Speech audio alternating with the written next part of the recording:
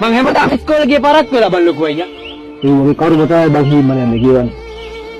දවසක් පාරක් වෙලා අපි ඔක්කොම 6 දෙනයි. කෙල්ල 4යි කොල්ල 2යි. කොල්ල 2 දෙනා ලොකුසේ ලැබ් බාල් දෙක. ගී ඕදන්න ලැබ්. කෙල්ල 4 දෙනාම යන පන්තියට.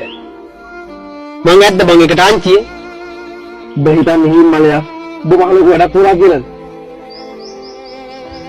විභාග ලියන්න ගියාම 180 නෑ කිව්වා. විභාගෙට මාස 6ක් තියෙද්දි අජිත් එක පැනලා ගිය කාන්තාරට විභාග ලියන්න දුන්නා. උඹ කියන දේ හිමලයා. බුදුදා කුරන් බැරුනේ ලැබ්බාදියක් හින්දා කියලාද?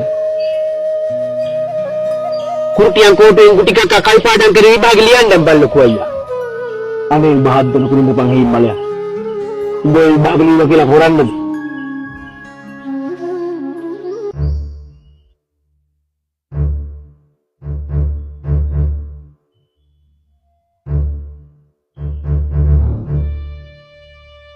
මම විභාග ලියනවා බල්ලකෝ අයියා.